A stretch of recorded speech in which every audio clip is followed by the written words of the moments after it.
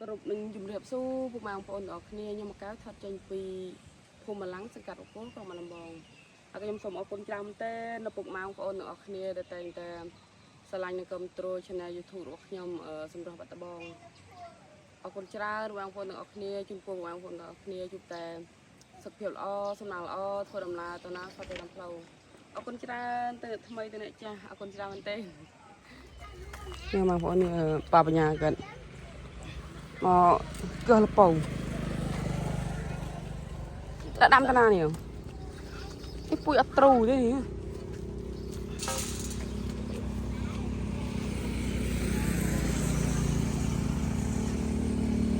ta tự lý krập thịa chả nữa mình đấy đòn tịch đấy này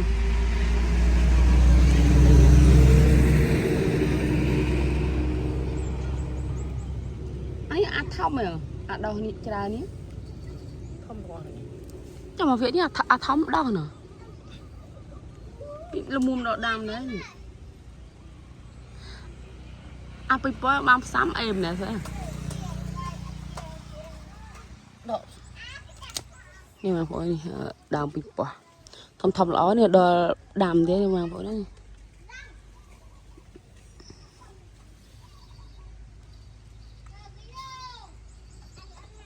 à không lúc anh đi đây là à tôi ra thầm à không xàm nữa thầm với cherry vậy đi ở đầu mình ăn đàm này nó thòng này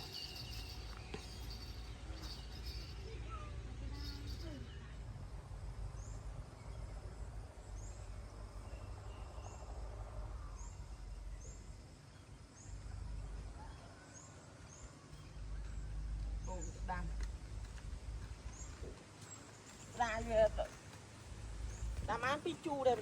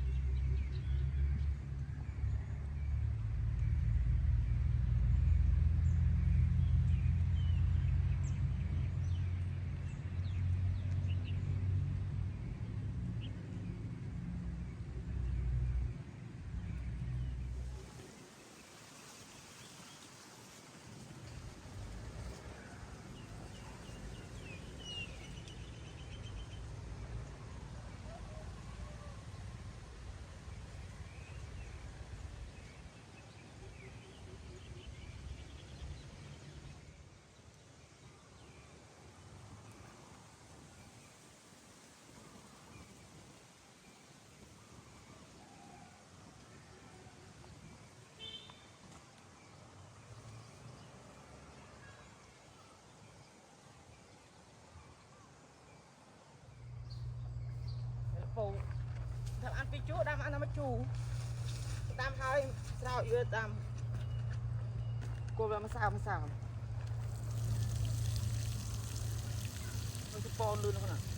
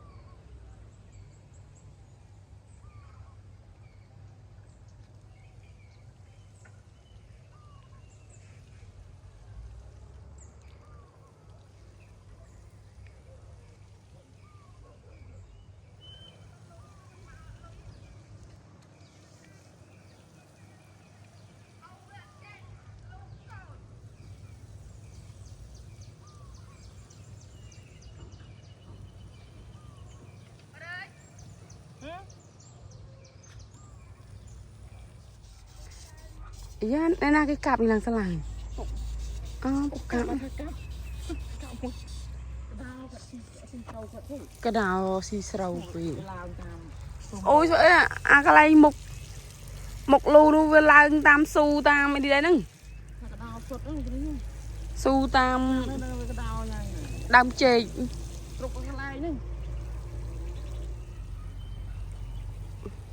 anh ấy mày ngay bây giờ ngày đại đang chết rồi nhỉ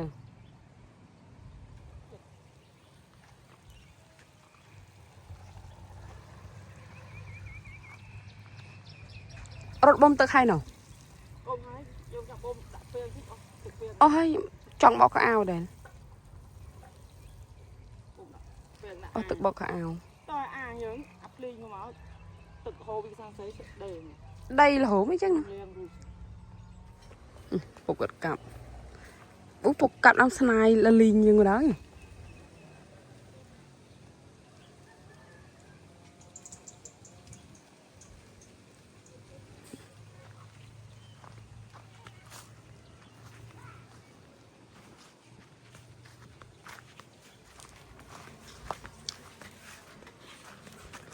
đậm chưa nào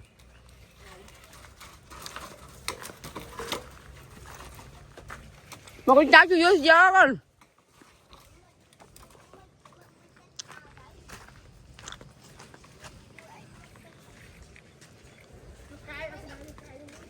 còn nhà vô cạnh đi ba còn đấy là anh vô mai nè vô nè có thể vô mai vô dân tôi vô còn nhà vô cạnh đi ba tôi có đánh biên còn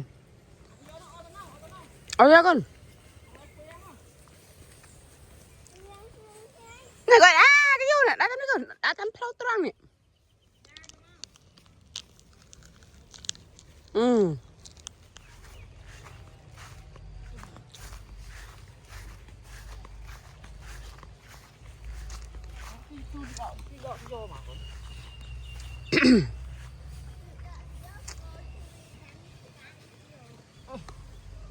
ấy màu đó nè mày làm mới được cả không nó muốn một lục hòn không đang ta cái nửa ly liệu hơi nè ổn chính ta con chả nhai cái lợn nữa tao hả không ăn tao hả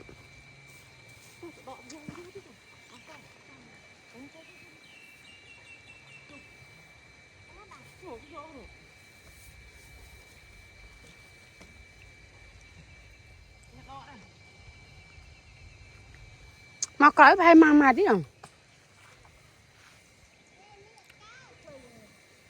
phải dựng một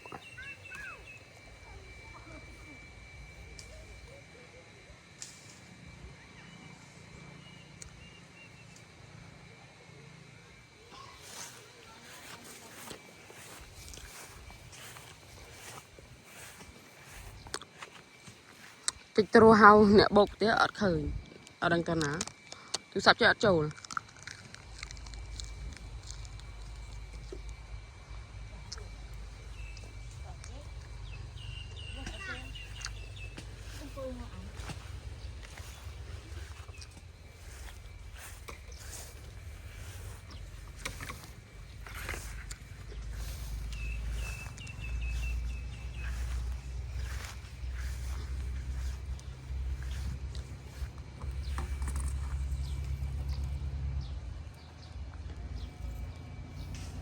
lấy kìa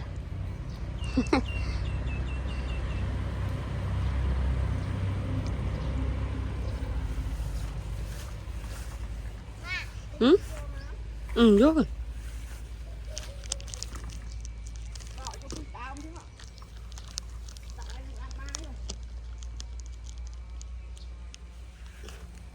đã bên đi chân đồng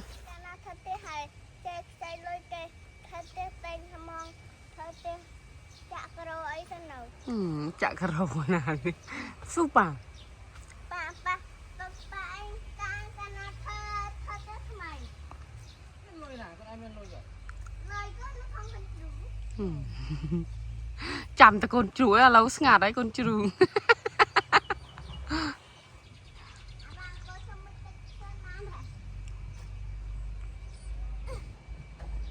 hào ông Kling mặc bô cái ông Kling ở đằng nào này chồi mà mờ ở tên nào miếng sau đan nghe chồi mờ xi măng man tao nó cướp nó giống nó khoa xi măng khoai đấy xi măng bù chắc ăn mày bày táo nó mà tao má này lâu bộ nó bộ ăn tàu mà ôi trời ăn là thì bộ nhưng tên ăn su gặp chị thà dành dù mày hay và anh dê mới cỡ để cho ba thà mà cái mà mờ nó dân chập chung chập chì ấy mày khán ác nóng này trong sò tôi cũng nhận bị ấy trong vô này vô rồi tròn sò phần này chập chung nữa được cái bố nó sẽ tròn với cái smart phần đây là chú đây thôi nó là nướng trên tại nhóm đằng cái kia ta lấy gì máu su gật mà mờ nướng chập chung chập ấy mày thơm mày chứ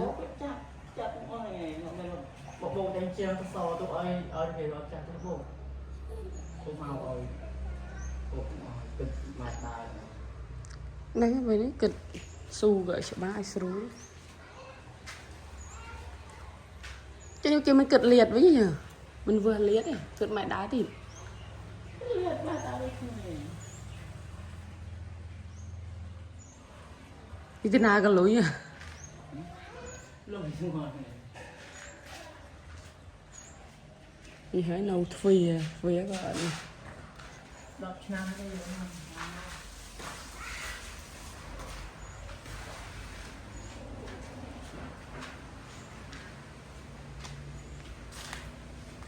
con cháu bỏ thoang lên nhỉ từ cái lập phì là ở cái phổi với sợ đang lên là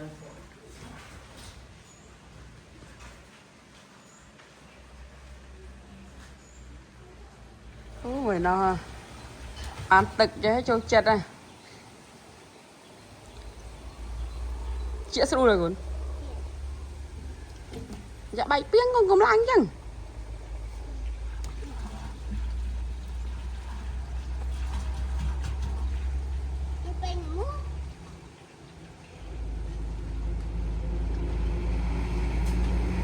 ba tôi vô thì bà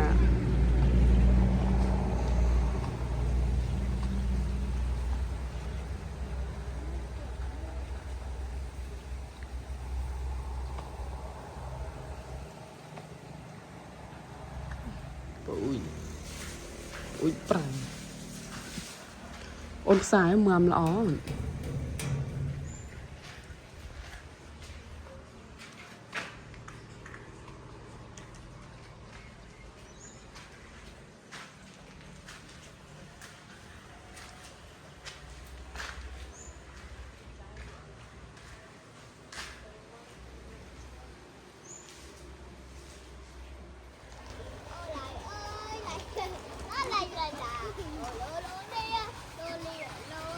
ăn đây cù mà trâu đây cù đây quàng lại pinh pinh còn lại hi hi chăng à chị thua được dù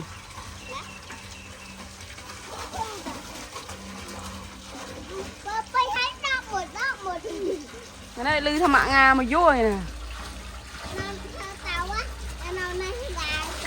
rồi nè đây là cái mơ con này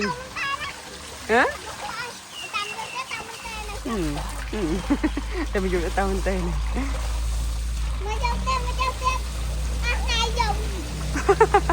mình tiêu dùng chứ ăn ai dùng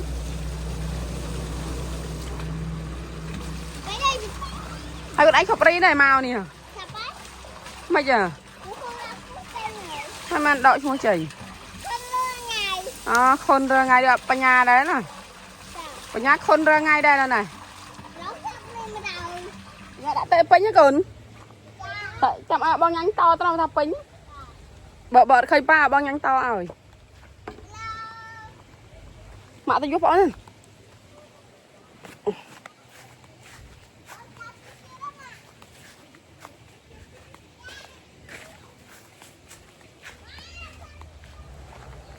thấy đau đâu nữa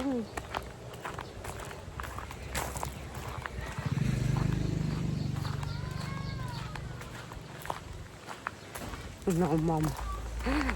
mai có vừa ăn phèn phèn cái là vừa cái đấy cái năng ăn phèn phèn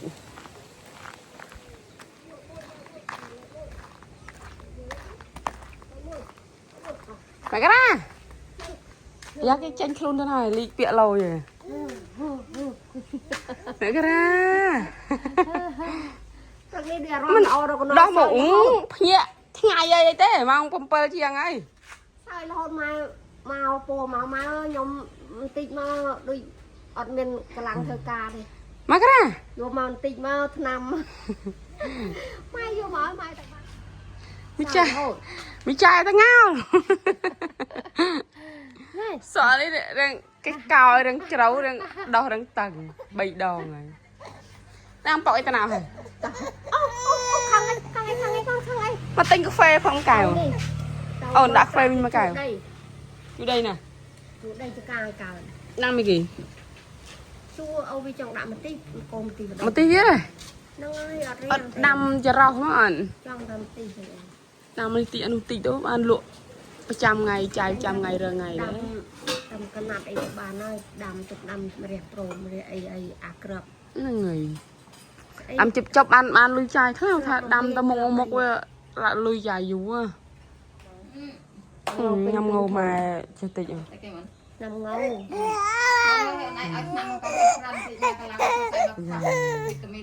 mẹ cái lấy chào một cái dùng ai là mua mai chụp về mua mai mua mai là mà vô cả nhà đừng phải bom cào anh phải đi canh lót thì ở mẹ tay hoặc là dục là lực đây mẹ tay môi mặt à để tháo lực mẹ tay ở dây đó mà lực mẹ tay ở mại đấy nó lót tí anh phải hoặc là về bù đấy những đã tình hay nó khôi to tao đã phải làm bài cái nhà đây dù quay lên thực phía rồi nó thực phía làm bài đấy nha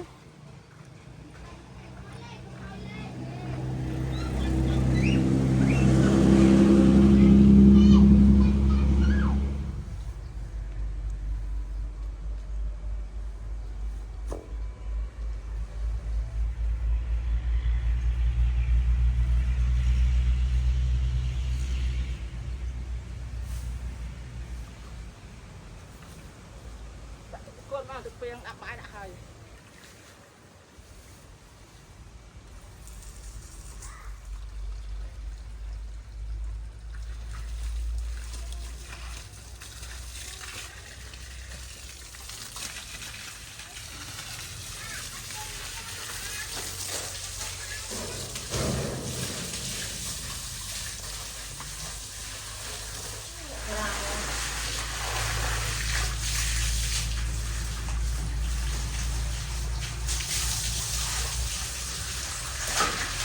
lên máu con ăn máu ta không đây được không nào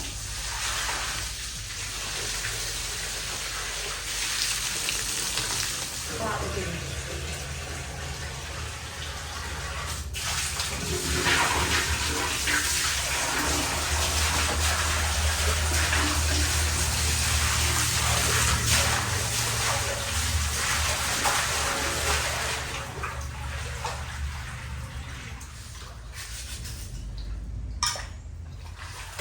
Papa liền bắt luôn. cái này cho máu vào con ăn ở tận đây cho ăn chơi nấu nè tịch nhắm lại hơi đấy tịch pin rồi hết thì liền smart hơi đây liền sang ăn tao hỏi ông cô này vậy tôi clean máu lập sơ nó đây hơi vào vì lời từ bồ đó lặng hồi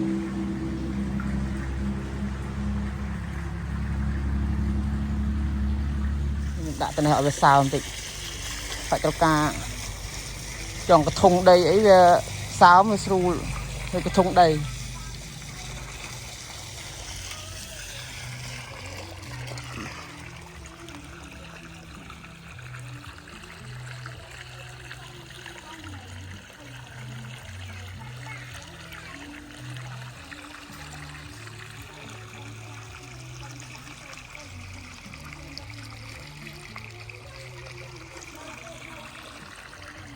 đã tịch ăn thì hai hỏi tịch kèo hai rồi đã sam tươi tục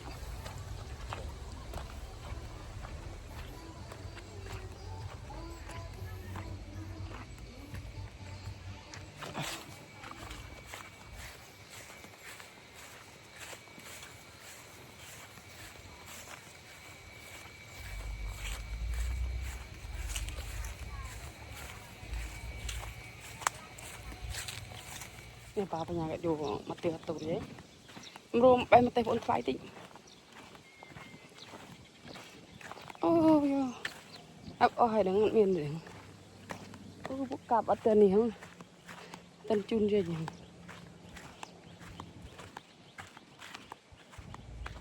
โอ้ชีอ้อย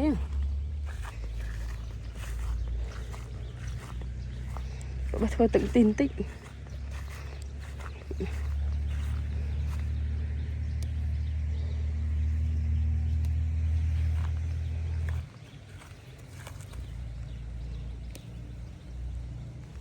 cái đầu lò đó mà thôi đó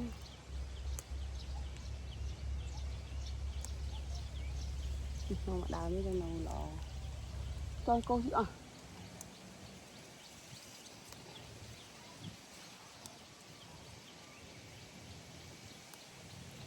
cho tụi bé lật ba kín prum lại ăn chơi mấy bạn đấy nè vây vây tui nè nè sao hà đây ấy anh không ai cho nè vây vây tui đi hà cho mày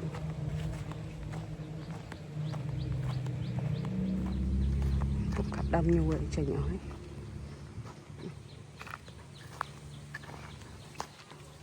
bạc lên đây rồi kề tu xả xả là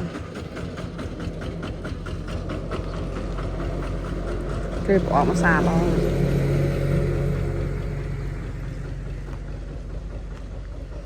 bà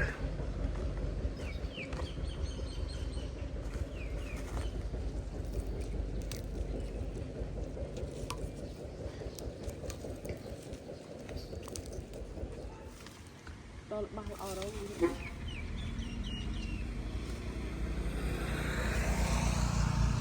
bao nó đang lô man ăn su về nó bằng rìa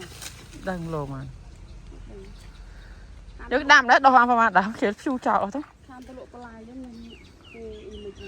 chúng tôi chăm rồi đào đỏ cồn đầm bây giờ cái khai nó đầm rồi vàng trâu pling pling trâu reng reng ngay rồi bạn ok đi ra cho nó cho nghe nó cạn lan ở cái stui tàu đầy vật tịch tớ đi bàn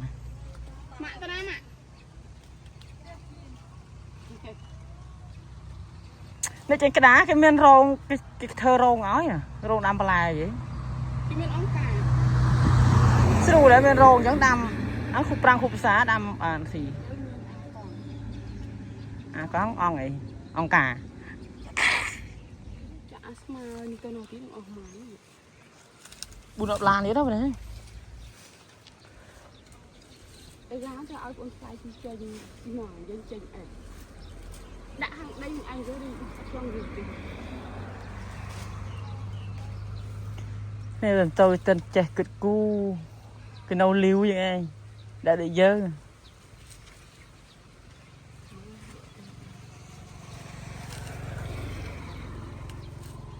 phao dưới một phao trên hải đảo sao không đang sợ chấn tôi đó cái này đây có ai mà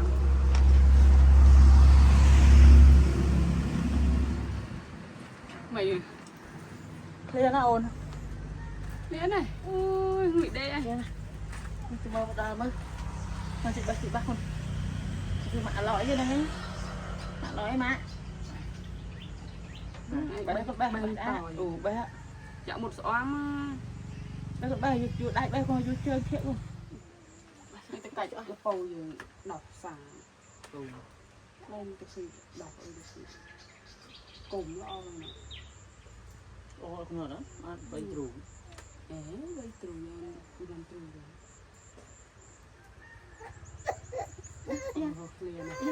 nè anh bay to kể đấy nè có bao nhiêu ôi cái lê này ơi mà ơn kê nha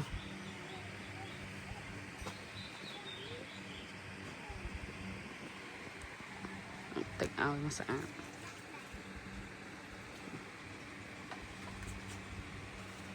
nói em đang chui cái đầu rồi các bạn ở cho hai lời đấy chui mình tiền đã hàn thì đi ngon thôi đã hàn ra lại để ở miền đôi chia qua bên nhà lại vô bà lại tao là giống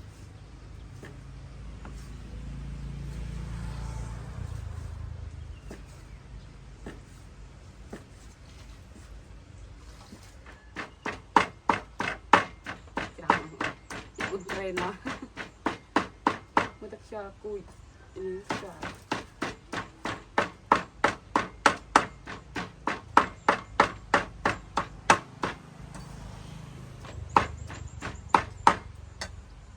nhưng chạm được chịu hay ấy đi bao nhà gạ liền vào lại hay đây tiệt đập cắt lưng đâm tức ngao anh phun cái chua có lò đúng không đập cắt lưng nè đâm tức ngao rồi chua là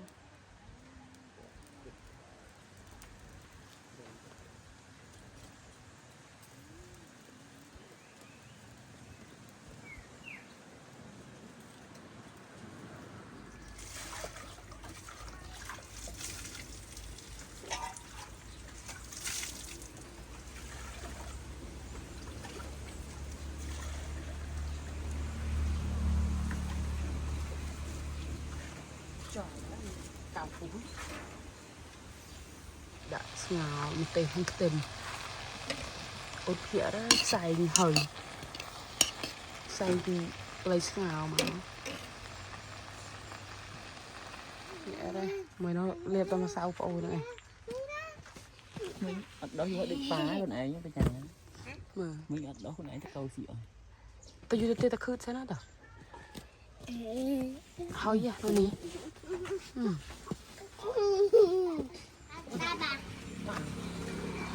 tao tiêu tao khứt thế nào rồi hơi vậy tao tiêu mà ai các bạn không thì tao khứt thế rồi nó này hơi được nè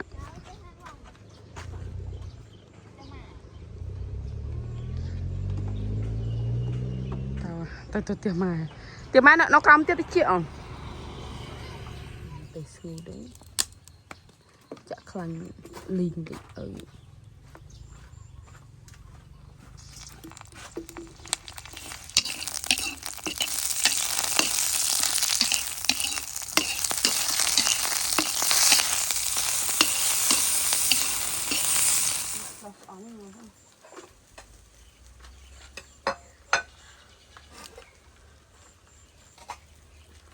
lưu vinh đã sọc mắm phu cái đó cái mà chịu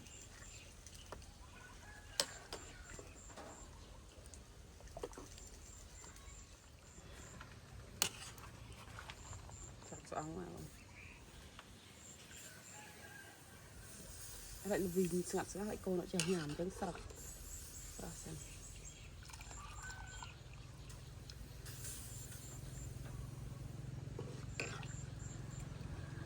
đã sang trọ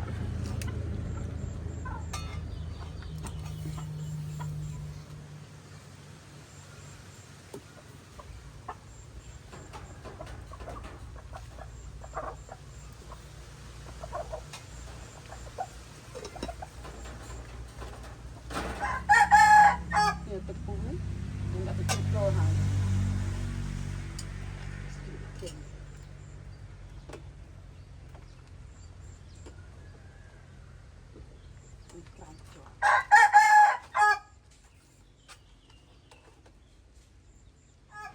đã cưng rồi có cái trên làm bài ở trong chuyện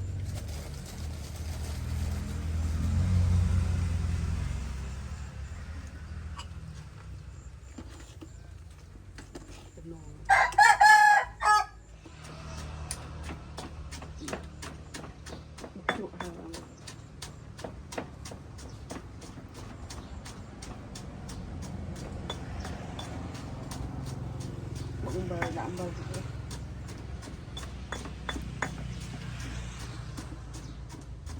bộ hái là bộ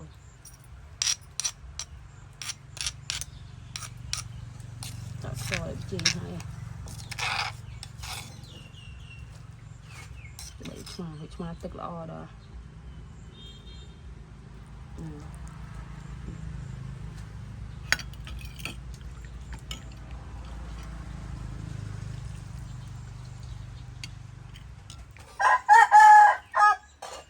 đi sẽ chịu chạy ngoài hơn đạp lại trâu này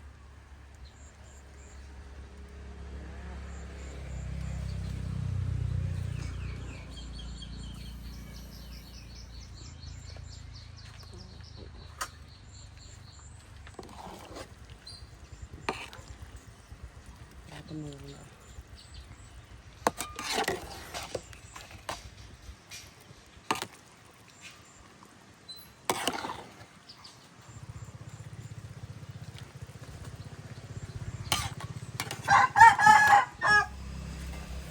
phụ đỏ mà vẫn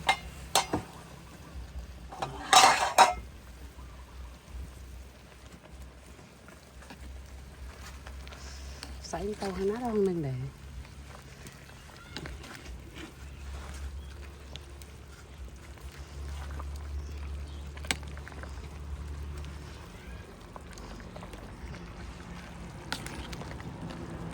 làm chạy nó ai bọn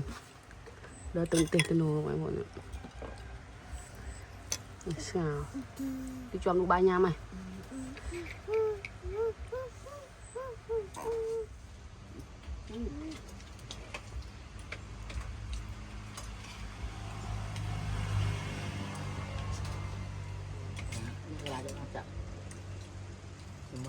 đã lên cái hạch liệt với chơi chơi luôn thôi cào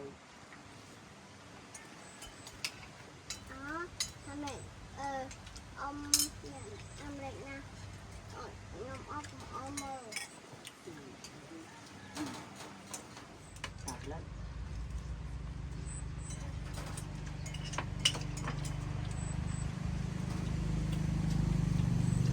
đứng hộp có một cái ôi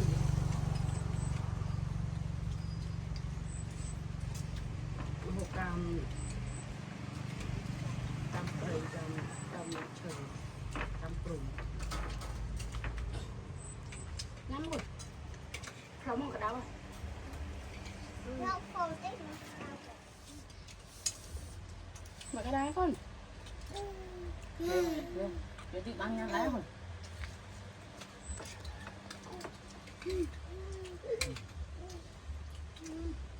nhà chỗ mà buông chơi chơi nó mú nhọc rồi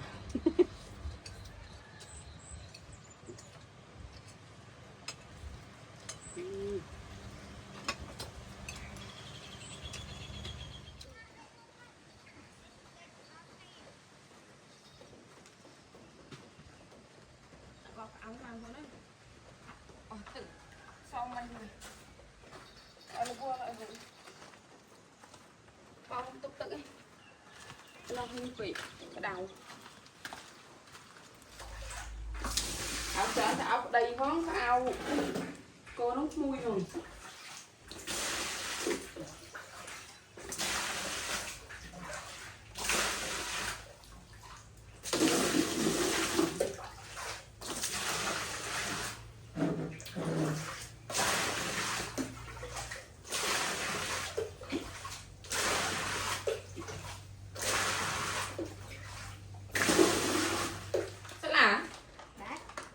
bên kia giờ tinh tí này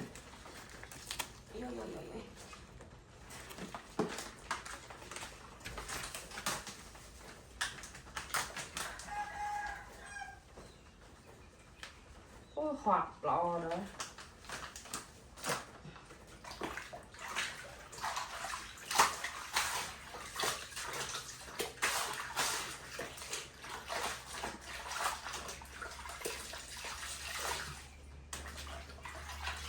từng ôm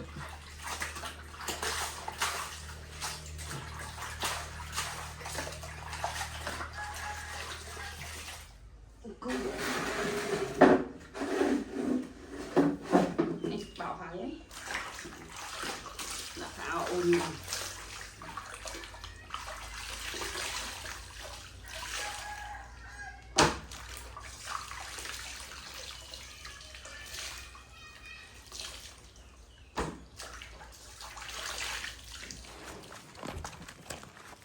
việc áo ôn háo mình đúng rồi với cái áo cái dù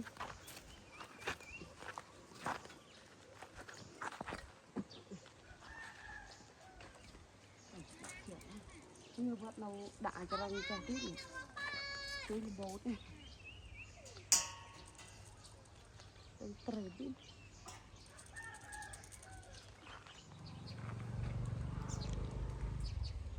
xa xuống khai pling vậy xa tiệm và áo không thông cần sử dụng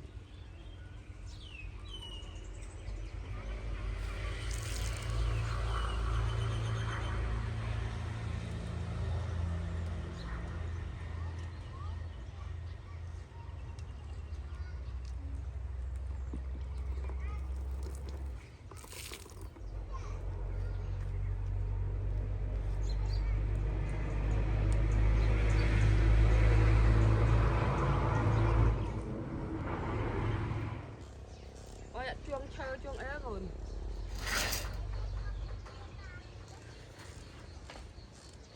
áo cô nhắn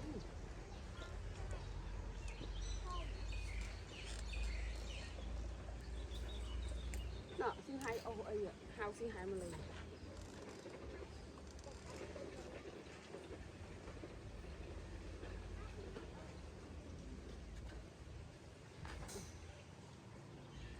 để bự đầy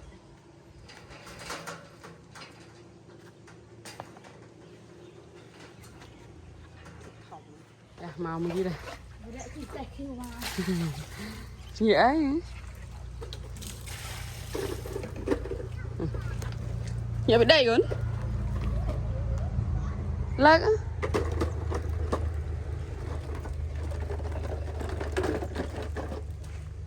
bạc ngày lưng bạc ngày luôn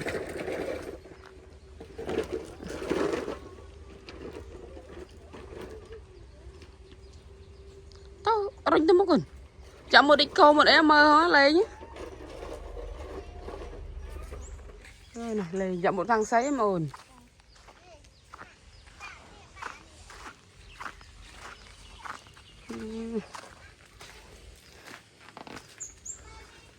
tôi nhảy ôi này lộ từng cồn lộ từng âu à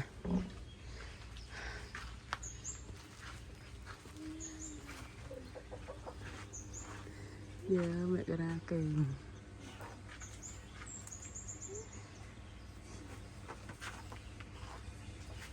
ai mơ cốn lộ từng âu lộ từng cồn mà đấy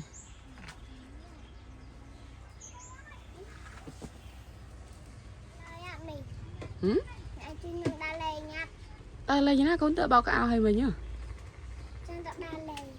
đa lên nha Không vượt. con đa lên như thế Đa lệ. Tôm chả. con chả bạn bao nhanh sao vậy này cái này rình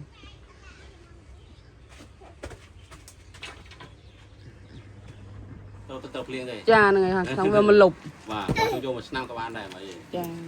ở sông khánh chơi em tận bộ hời Nhỏ này ba mình. tao bố hơi lớn này tao bố ấy bốc năng ngày vâng tôi em với chăm chặt nên tầm telegram này cha mà gì đây tao đừng phải dù để Ha xong như có đọc ăn thực. có thể mạo bay xa tận bộ hoàng bay xa tận nhân lưới ở tận bộ Nè nhom ai rồi tôi không ấy. Nhom tôi vô cái vô theo hào vô mà chu đây cái này mà khử. Rồi mình đi vô coi vô nhom tơ rồi thì vô đang trên mà hai sân với phải bà có phải về thì vô. À đào mơ lan vậy phó còn mới đào tao cái đà nói đào chín nữa lên đâu mở lan mau tí đấy.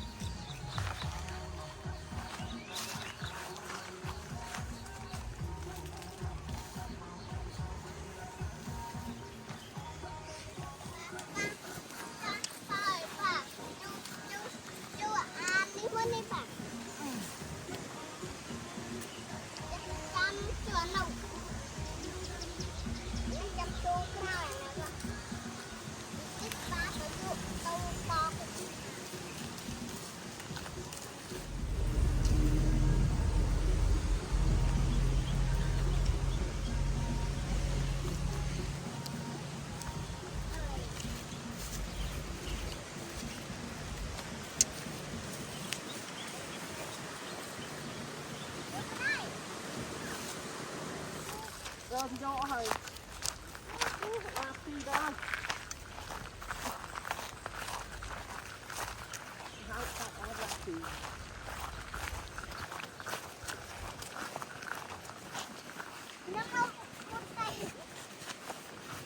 Lâu.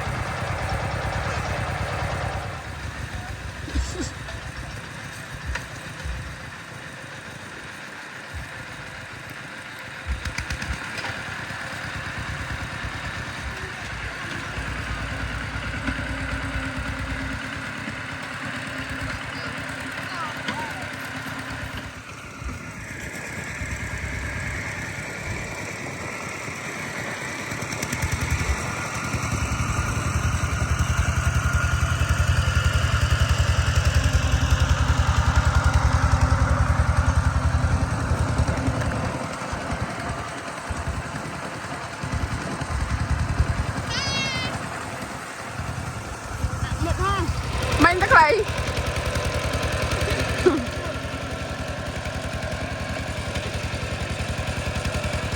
cho sâu miếng cả lắng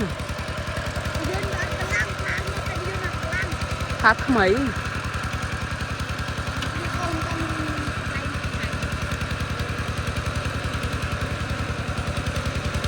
mày đi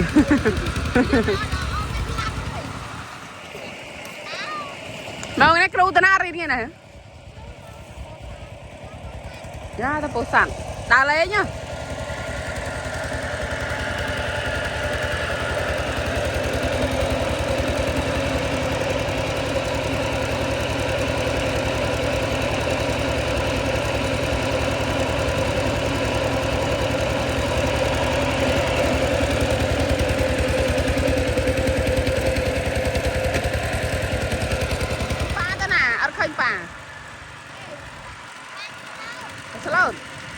cho má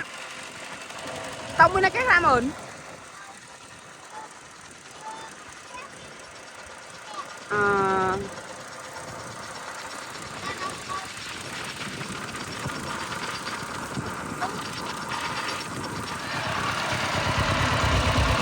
hôm nay cái vốn ấy mới giang đấy nhưng cái này thoa nắp chung mà mình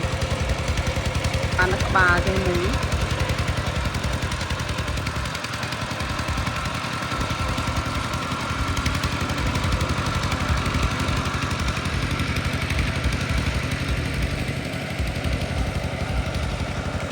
này là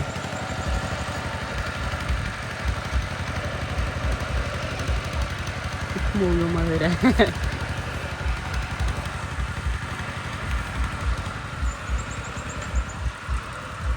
mình đây thông cái khử cho mấy giang này đầm tôi sấy ăn gì đó sấy khai thoái ăn phải á khai prắng lô mơn chiêng pi mơn này đó đâu vậy phải bò nhưng mà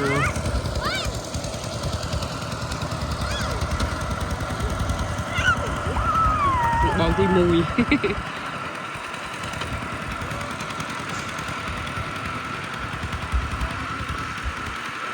ở bên nào đây thua đây thua này bao nhiêu nha tao đi trong cái áo à tao ăn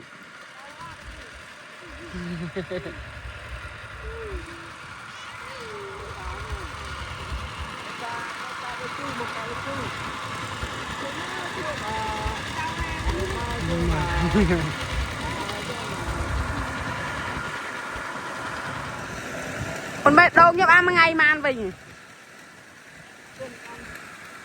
bé đông ai mà ngày mà nữa hả mà cái đó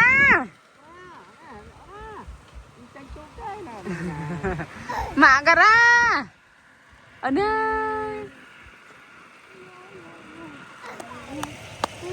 buồn buồn nào mà chọc đáy rồi đó mua thân à mai cái ai mà xong xong cái hả nó cái cu nè cái đam bố miền này nè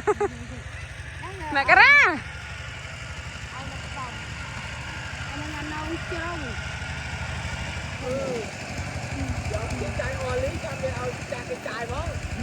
nhân vật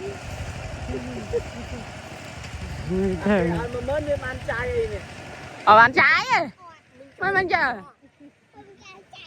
mình thế nè cho nhắm nôm ra ngay rồi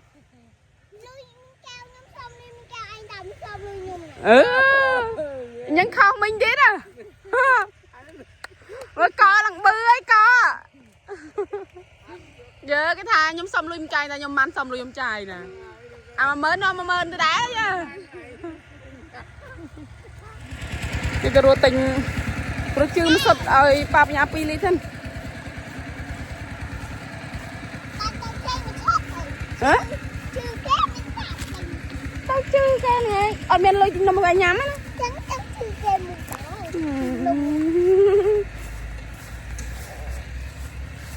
chạy mô tô sao thì vô sao bị mất phép nè mà sao mô tô gì vậy ba mô tô là chi nhỉ mấy ơi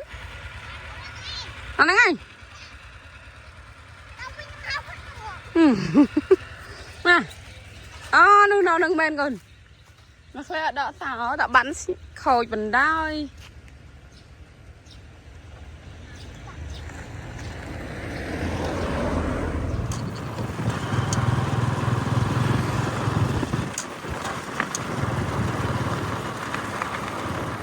đây là vô lui đâu vay âm pli 50,000 nữa nè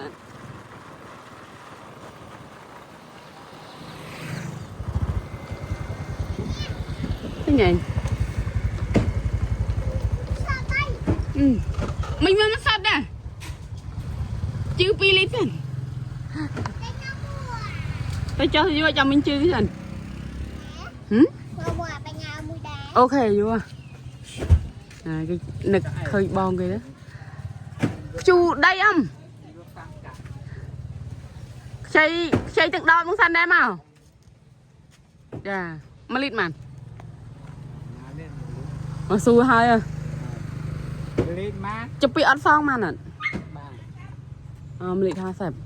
cho đang tra này ta nội vui đi ai không mua vô mua rồi chẳng mà mơn chụp việc mà mơn bay bên đó mình em ôn vô ADP hả nằm ở nhà đâu nè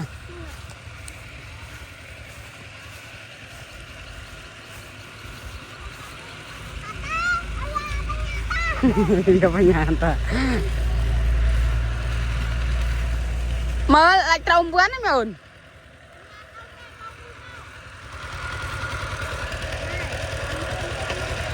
nè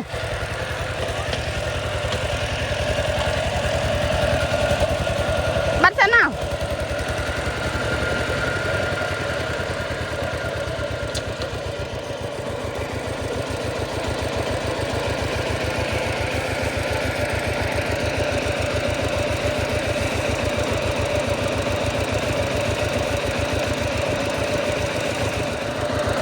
bắt xem này Philip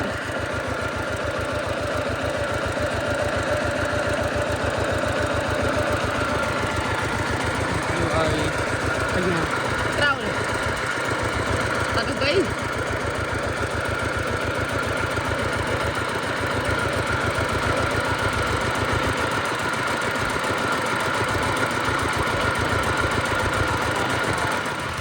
dia tak jumpa kuat. Tujuh hari masuk ni.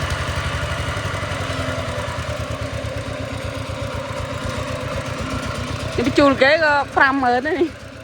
Cái này chứ đừng cái lăng. Cái này chứ mà mớn. Ăn vật này.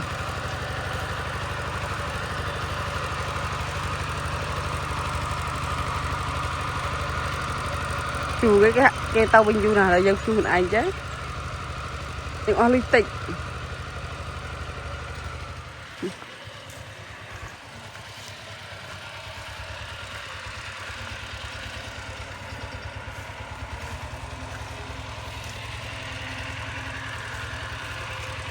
vậy đâu mà phố tôm ẹ